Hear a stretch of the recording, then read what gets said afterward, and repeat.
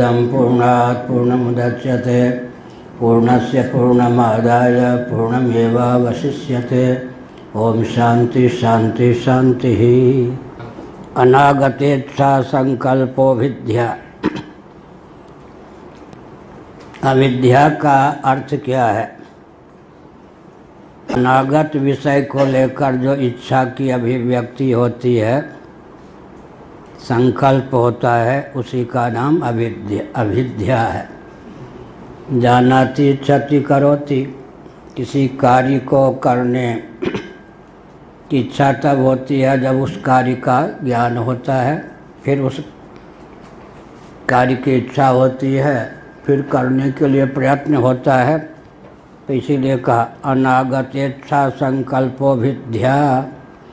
अनागत वस्तु की इच्छा रूप जो संकल्प है, उसी का नाम अविद्या है। एतया खलु स्वातंत्र्य लक्षणेन कर्तृत्वेन निमित्तत्वं दर्शितम्। इस प्रकार इस सूत्र के माध्यम से तदैक्षत स इच्छां चक्रे शोकामयत तदात्मानं स्वयं, फिर आगे अकुरुत, इन सब वचनों के आधार पर स्वातंत्र्य लक्षणेन कर्तृत्वेन, स्वातंत्र्य लक्षण रूप जो कर्तृत्व है, वह जिसमें रहता है वह निमित्त कारण है। वैयाकरणों का सिद्धांत उपादान कारण को लेकर क्या प्रस्तुत किया? जनि कर्तु प्रकृति ही। निमित्त कारण को लेकर भामतीकार कहते हैं स्वतंत्र कर्ता। वैयाकरणों का सिद्धांत। कर्ता कौन होता है? स्वतंत्र, स्वतंत्र कर्ता। भगवान शंकराचार्य का कथन है, बिल्कुल ठीक है, कर्म में जीव स्वतंत्र होता है। चले न चले, पैदल चले, मोटरसाइकिल से चले, स्वतंत्र है। ज्ञान में जीव का स्वातंत्र्य नहीं रहता। हम छींक नहीं सुनना चाहते हैं यात्रा के अवसर पर, लेकिन कोई छींक मार ही दे तो सुनने के लिए बाध्य हैं। हम लहसुन प्याज के गंध को नहीं पसंद करते हैं, कोई छौंक मार ही दे तो गंध का ग्रहण करने के लिए बाध्य हैं। ज्ञान जो होता है वो वस्तु तंत्र या प्रमाण तंत्र होता है। कर्म क्या होता है? कर्तृतंत्र। तंत्र माने अधीन, कर्ता के अधीन होता है। तो व्याकरण से उपादान और निमित्त दोनों कारणों का समर्थन हो गया। जनि कर्तु प्रकृति ही और स्वतंत्र कर्ता। इस प्रकार से वेदांत वेद्य जो ब्रह्म है वह जगत की प्रकृति भी है। प्रकृति माने मैटर, उपादान कारण, और वही जगत का सृष्टा अर्थात कर्ता भी है। इसका अर्थ हुआ कि ईक्षण कर्ता परमेश्वर ने, सच्चिदानंद स्वरूप सर्वेश्वर ब्रह्म ने स्वयं को ही माया योग से सर्व रूपों में दिखा दिया। यही जगत की संरचना है। आकाशादि रूपों में जिसकी स्फूर्ति हो रही है वो तो ब्रह्म ही है। इसलिए ब्रह्म न केवल जगत का निमित्त अपितु उपादान कारण भी है। बहुश्यामिति च स्वविषयतया उपादानत्वम उक्तम। लेकिन यहाँ एक विचित्र बात है, जिसमें कर्तृत्व उसी में उपादानत्व। यह तो बहुत आश्चर्य की चीज़ है, क्योंकि कर्म तो साध्य होता है, कर्ता सिद्ध होगा। कोई व्यक्ति अमुक जगह जाना चाहता है तो गंता हुआ ना, कर्ता को गंता कहेंगे। वह स्वयं तो गम्य नहीं हो सकता। जहाँ जाना चाहता है वो स्थान तो अलग होगा ना, उस पर चलने के बाद उसकी प्राप्ति होगी। तो कर्म साध्य होगा, कर्ता सिद्ध तत्व है। ऐसी स्थिति में स्वयं ही कर्ता, स्वयं ही कर्म कैसे बनेगा? अर्थात जैसे कोई कुम्हार घट का निर्माता भी बन जाए और घट भी बन जाए, ये तो नहीं हो सकता। अर्थात घट बन जाए अर्थात अपने को मिट्टी भी बना ले अपने को ही घट का रूप दे दे। यही हुआ ना निमित्त और उपादान कारण। या तो वैयाकरणों की दृष्टि से एक विरोध आ गया, कर्म कर्तृ विरोध। तो कहते हैं कि ठीक है, कर्म कर्तृ विरोध यहाँ इसलिए नहीं है कि बीच में माया शक्ति विद्यमान है। माया शक्ति के द्वारा महेश्वर स्वयं को ही आकाश आदि सर्व प्रपंच रूप जगत के रूप में उद्भासित कर देता है। और स्मृति की अपेक्षा श्रुति का प्राबल्य है। अनुमान से ऐसा ही प्रतीत होता है कि निर्माता अलग होता है, निर्मित होने वाली वस्तु अलग होती है। मेकर अलग, मैटर अलग। मेकर स्वयं ही मैटर नहीं बनता, लेकिन यही श्रुति की अपूर्वता है कि जो हमको असंभव परिलक्षित होता है, माया के द्वार से वह भी संभव हो जाता है। माया का क्या अर्थ हुआ? माया की डिक्शनरी में, माया के कोश में असंभव नामक कोई वस्तु नहीं है। इसीलिए यह माया की चमत्कृति है कि मायावी ब्रह्म इंद्रो मायावी पुररूप यते स्वयं को ही सर्वरूपों में व्यक्त कर देता है। उस अभिव्यक्ति में क्रम की संबित भी होती है, लेकिन सर्वरूपों में परमात्मा स्वयं को ही परिलक्षित करा देता है। बहुश्यामिति च स्वविषयतया उपादानत्वम उक्तम। बहुश्याम श्रुति के द्वारा सिद्ध होता है कि अपने को ही विषय बना लेता है। कर्तृत्व भी उसी में है, और जिस वस्तु को जगत का रूप देता है वह भी अपने से भिन्न नहीं है। यही तो चमत्कृति है माया की। क्या? स्वयं ही कर्ता और स्वयं ही कार्य, मन स्वयं को ही कार्य के रूप में परिणत करता है, अभिव्यक्त करता है, अर्थात दिखा देता है। यह माया की चमत्कृति। माया के योग से महेश्वर सृष्टि का सृष्टा भी होता है और सृष्टि की मूलभूत सामग्री भी स्वयं होता है। अपने आप को ही सर्वरूपों में अभिव्यक्त कर देता है। यही उसकी चमत्कृति है। अन्यथा वह वस्तुकृत परिच्छेद शून्य हो ही नहीं सकता है। जब वस्तुकृत परिच्छेद शून्य नहीं हो सकता है तो वस्तुअंतर के द्वारा उसका अंत सुनिश्चित है। किसी भी प्रकार का अंत अगर हुआ तो परमात्मा परमात्मा ही नहीं रह गया। कालकृत अंत भी नहीं होना चाहिए, देशकृत अंत भी नहीं होना चाहिए, वस्तुकृत अंत भी नहीं होना चाहिए। जो नित्य होता है वह कालकृत अंत से रहित होता है, जो व्यापक होता है और देशकृत अंत से रहित होता है, जो सर्वाधिष्ठान सर्वरूप होता है वस्तुकृत अंत से रहित होता है। त्रिविध प्रकार का अनंत होने पर ही परमात्मा में परमात्मा का लक्षण चरितार्थ होता है। त्रिविध प्रकार की अनंतता तब तक संभव नहीं है जब तक कि वह वस्तुकृत परिच्छेद से भी शून्य न हो। जब वस्तुकृत परिच्छेद से शून्य हम मानेंगे तो इसका अर्थ यही होगा कि निर्माता भी वही और निर्मित होने वाली सामग्री भी वही। साक्षात उभयाम नानात, ये दो सूत्र भी मान उधर कह दिया है। साक्षात परमात्मा जगत का उपादान कारण है, यह भी सिद्ध होता है। क्या मतलब? सर्वाणि हवा इमानि भूतानि आकाशादेव समुत्पद्यन्ते आकाशम प्रत्यक्षम प्रत्यस्तम यन्ति छांदोग्य 1:9 एक भाष्य में है उद्धृत। इसके द्वारा सिद्ध होता है कि आकाश का अर्थ यहाँ पर भूताकाश नहीं है, महदाकाश भी नहीं है, चिदाकाश स्वरूप ब्रह्म है। चिदाकाश स्वरूप ब्रह्म है। इसीलिए कहा सर्वाणि हवा इमानि भूतानि, ये सब जो भूत हैं, भूत माने केवल पंचभूत ही नहीं, जो भी वस्तु है भाव पदार्थ उसका नाम भूत। ब्रह्मातिरिक्त जो कुछ है, महाभारत में भूत शब्द व्यापक है, लेकिन वेदांत प्रस्थान के अनुसार तैत्तिरीय उपनिषद की दृष्टि से विचार करने पर आकाश वायु तेज जल पृथ्वी इन 5 की सिद्धि होती है, इसलिए इनका नाम भूत है। और अगर कोई अहं तत्व महत्त्व को पृथक से माने तो उनका नाम भी भूत, अव्यक्त को पृथक से भी माने तो अभी उनका नाम भूत। भूत माने अस्तित्व संपन्न का नाम भूत होता है।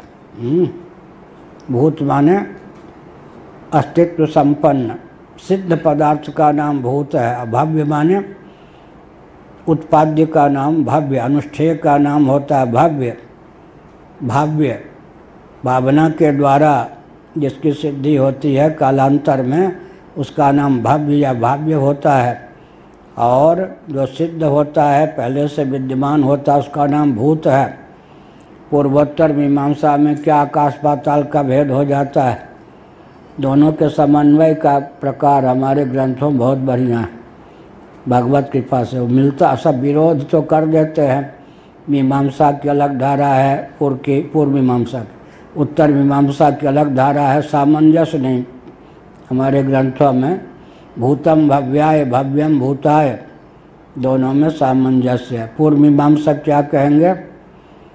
भूतम भव्याय,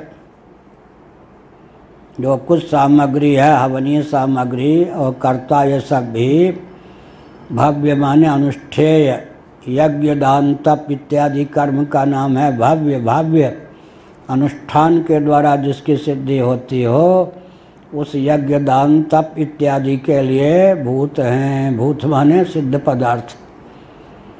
साध्य के लिए सिद्ध, सिद्ध का उपयोग और विनियोग किसके लिए? साध्य के लिए। साध्य की सिद्धि के लिए भूतों का यहाँ अस्तित्व है। लेकिन उत्तर मीमांसा के अनुसार बृहदारण्यक उपनिषद पर विचार करें तो यज्ञेन दानेन तपसा नाशकेन ब्राह्मणा विविधसन्ति। ब्राह्मण ब्रह्म जिज्ञासु यज्ञ दान तप के द्वारा क्या करते हैं? ब्रह्म जिज्ञासा से संपन्न होते हैं, ब्रह्म विचार की क्षमता से संपन्न होते हैं। सिद्ध ब्रह्म के लिए यज्ञ दान तप हुआ ना, इसलिए उत्तर मीमांसा कहते हैं भव्यम भूताय। क्या? भव्यम भूताय, यज्ञ दान तप आदि जिन क्रियाकलापों की, कर्मों की अनुष्ठान के द्वारा सिद्धि होती है, वे सब क्या हैं? भूत। परमात्मा की समुपलब्धि में साक्षात तो नहीं, परंपरा से प्रयुक्त और विनियुक्त हैं। अर्थात ब्रह्म जिज्ञासा की निष्पत्ति में उन सब का उपयोग और विनियोग है। पर तदर्थे खिल चेष्टितम, भगवदर्थ यज्ञ दान तप है। यह यतः प्रवृत्तिर्भूतानां येन सर्वमिदं ततं स्वकर्मणा तमभ्यर्च्या सिद्धिं विन्दति मानवः। जिससे जगत की उत्पत्ति हुई है, उसी के लिए देहेंद्रिय प्राणांतःकरण और बाह्य जगत का उपयोग और विनियोग जो करते हैं, उनका जीवन सार्थक है। तब सृष्टि की रचना काल में क्या सिद्ध होता है? भूतम भव्याय। और संहार काल में भव्यम भूताय। अंत में क्या हुआ? पहले कर्ता अपना और उसे प्राप्त यज्ञ की सामग्री, हवनीय पदार्थ इत्यादि का उपयोग और विनियोग यज्ञादि कर्मों की सिद्धि में करता है। बाद में कर्ता उससे लाभान्वित होता है या नहीं? न वारे सर्वस्य कामाय सर्वं प्रियं भवति, आत्मनस्तु कामाय सर्वं प्रियं भवति। अंत में वो जो भव्य यज्ञदान तप, यज्ञदान तप के लिए यज्ञदान तप का अनुष्ठान होता है या अपने लिए? तो यज्ञदान तप से क्या होगा? अंतःकरण शुद्ध होगा, उधर स्वर्ग की प्राप्ति होगी। अगर स्वर्ग से भी विरक्त हैं तो फिर क्या होगा? विविधता की प्राप्ति होगी, ब्रह्मवेदन की भावना का उदय होगा, उसका उपयोग और विनियोग सिद्ध ब्रह्म होकर स्थित रहने में होगा। इस प्रकार से अनुष्ठान करने की भावना जब होती है, तब भूतम भव्याय। और अंत में फल प्राप्त करना, और अंत में भोग से भी विरक्त होकर मोक्ष प्राप्त करना जब लक्ष्य होता है, तब भव्यम भूताय। माने जीव पहले अपना उपयोग और विनियोग कर्म की सिद्धि के लिए करता है, फिर उस कर्म का उपयोग और विनियोग जीव को क्या करता है? भोग या वर्ग देने के लिए होता है। इस प्रकार से जीव के लिए हुआ ना। कर्ता अपने लिए ही तो वास्तव में यज्ञ आदि में प्रवृत्त होता है। पहले क्या हो गए? भोजन बनाते समय हम क्या हो गए? रसोईया। भूतम भव्याय।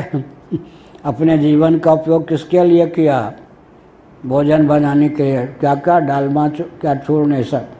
अब बाद में सब फिर भव्यम भूताय भोजन बनाते समय पूर्व मीमांसक हो गए, भोजन करते समय उत्तर मीमांसक हो गए, और कहीं पूर्व मीमांसक बन के रह गए तो भूखे रहो भोजन तैयार किया, खा लिया कुत्ता, तो तुम तो बस उत्तर मीमांसक हो ही नहीं पाए, पूर्व मीमांसक हो गए। इसीलिए फिर क्या हुआ,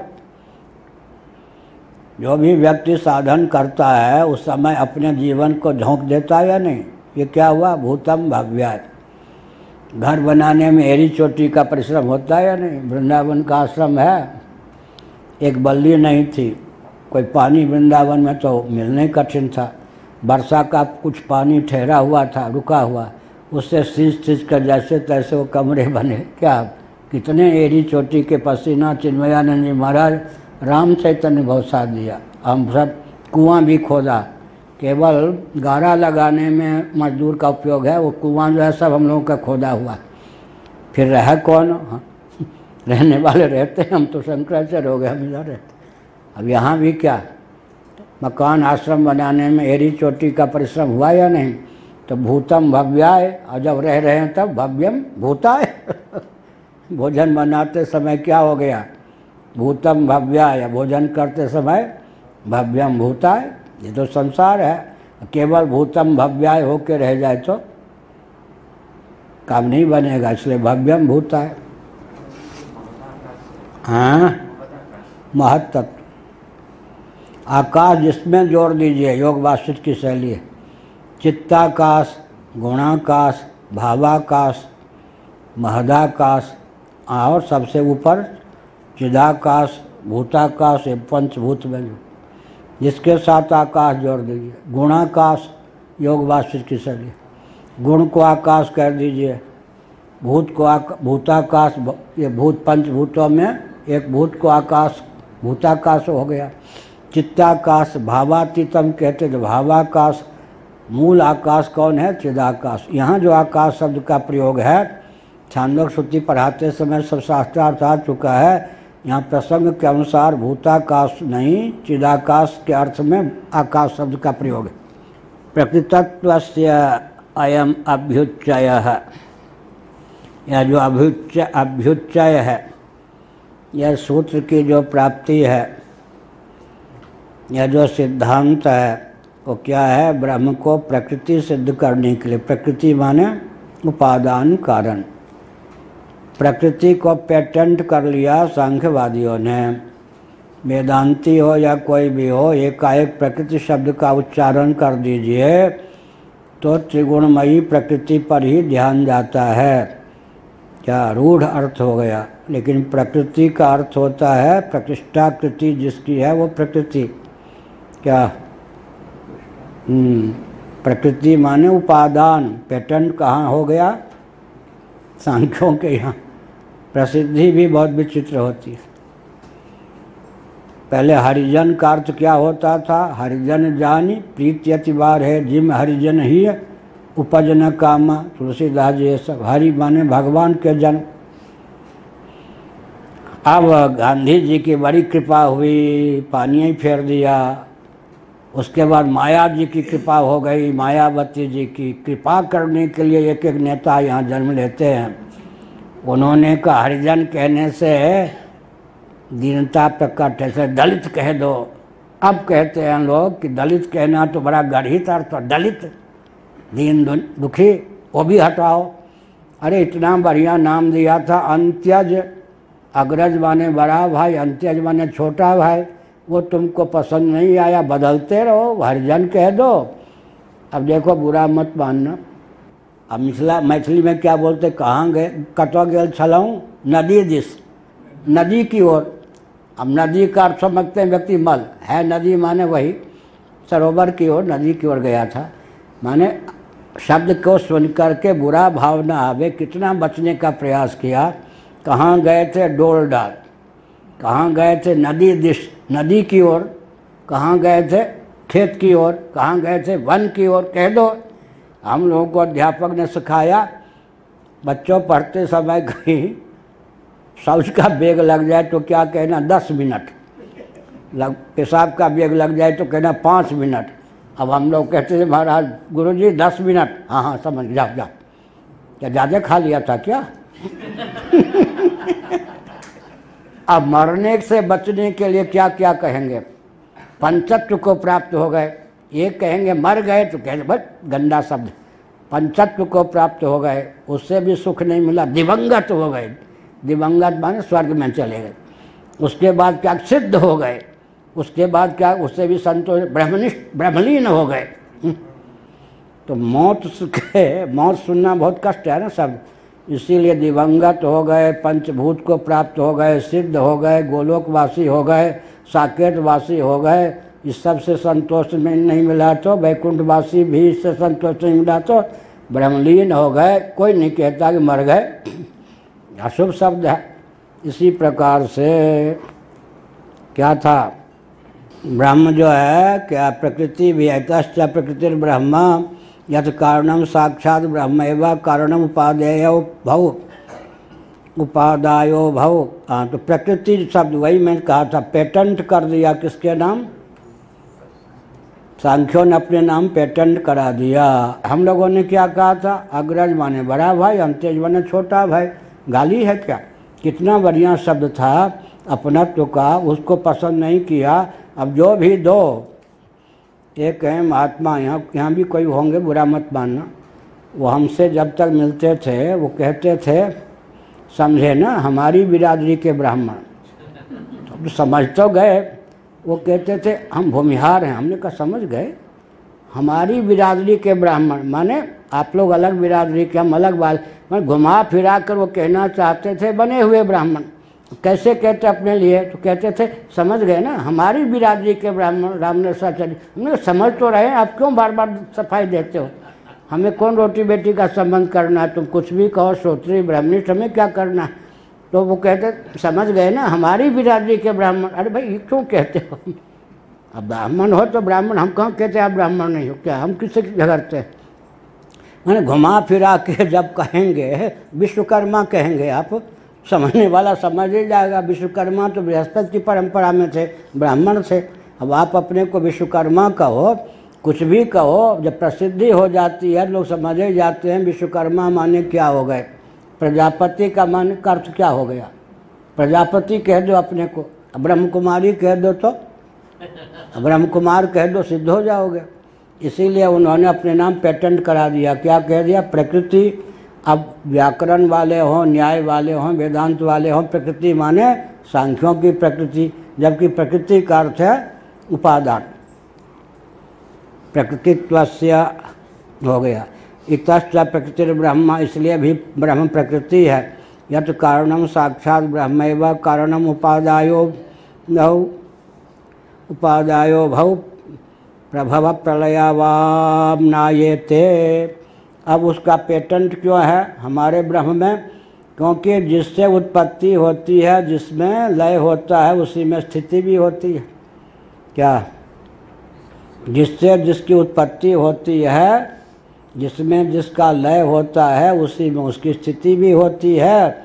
तो यह जो लक्षण है, सर्वाणि हवा इमानि भूतानि आकाशादेव समुत्पद्यन्ते आकाशम प्रत्यस्तम यन्ति।